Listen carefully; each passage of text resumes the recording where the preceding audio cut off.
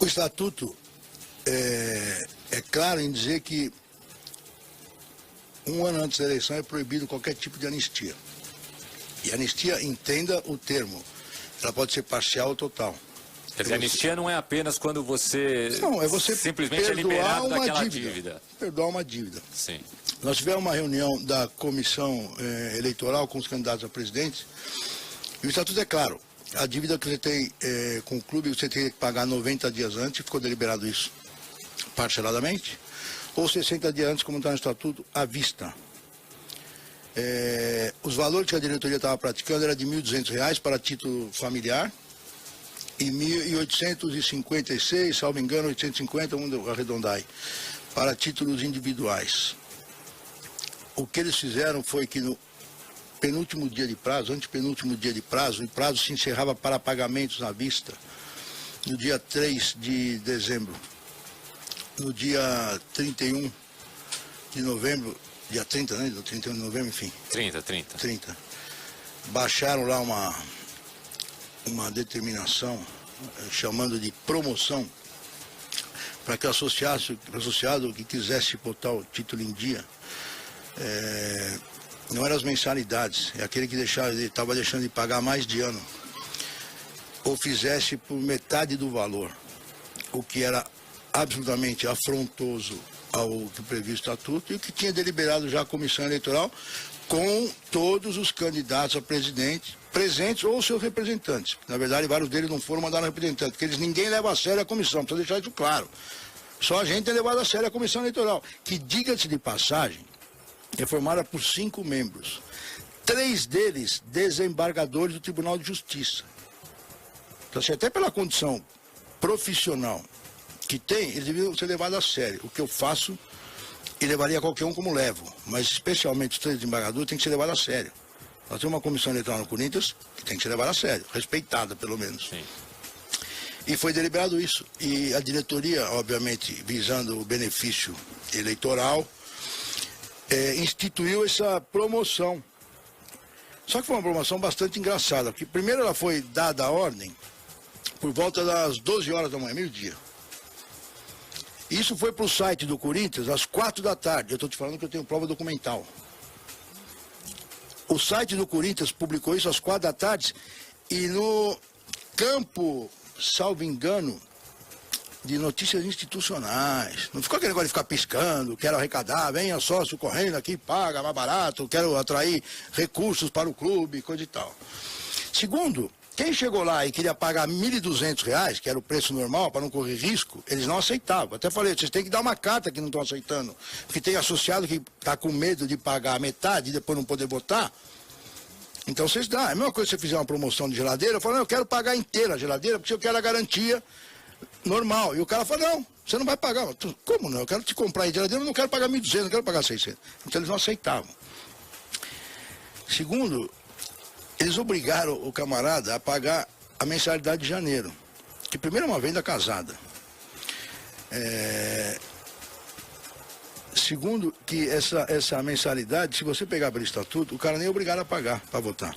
O Estatuto é claro, você tem que estar em dia com as obrigações financeiras estatutárias do Corinthians no dia 3 de dezembro, o que é uma falha do Estatuto, porque a gente já está lutando para, quando entrar, propor uma alteração estatutária. Inclusive mudar o sistema, acho que tem que ter 2 turnos para presidente, enfim, não é o momento de discutir isso.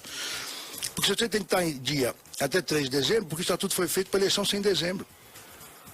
Prorrogaram para ser em fevereiro.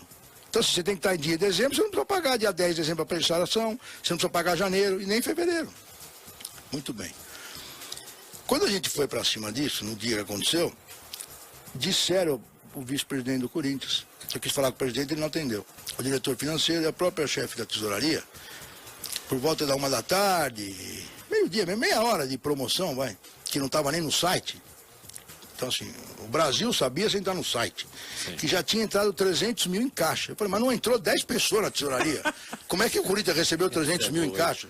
300 mil em caixa, se você fizer uma conta rápida, que todos tenham pago R$600, não era nenhum título individual, todos familiares, você tinha que ter pelo menos uns 500 associados. Então teria que ter uma fila que saia do Parque São Jorge e ia da estação metrô de Itaquera. Falei, mas entrou meia dúzia de pessoas aí. Bom, então perceberam que a gente não é bobo.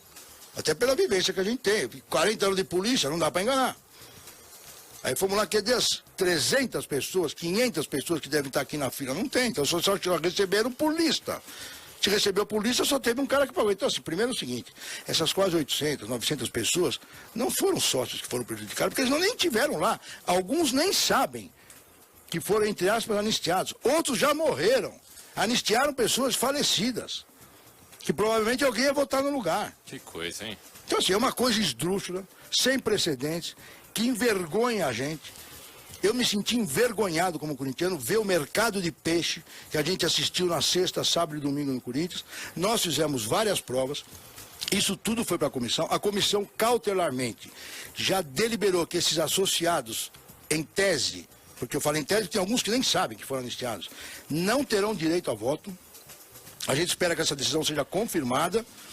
E mais do que isso, várias pessoas pediram para que fosse apurado e responsabilizado aqueles que pagaram para que essas pessoas fossem anistiadas, visto que, repito, das 900, em torno de 900 pessoas beneficiadas, não garanto que nem 100 tiveram no Corinthians. Então não é certo ainda que essas 900 pessoas não possam votar. Você acredita que não poderão, não poderão, mas não é oficial ainda isso. Porque, como eu disse, a comissão tem 3 desembargadores. Então, assim, até por uma questão técnica, eu acredito que eles deliberaram cautelarmente por uma questão de usual do trabalho de justiça, né? Mas, assim, a gente espera mais do que isso, que não só não votem, mas também que punam aqueles que alimentaram esse sistema corrupto, no meu entendimento. Quem alimentou? Só as pessoas ligadas à situação, então, à candidatura do Andrés, é isso? A própria comissão instaurou um procedimento onde ela mesma, a comissão, puxou para si a investigação e também solicitou a colaboração da comissão de ética. E ela listou as pessoas que serão ouvidas, que no meu entendimento, ali passaram a ser suspeitas. Então estão listadas as pessoas ali.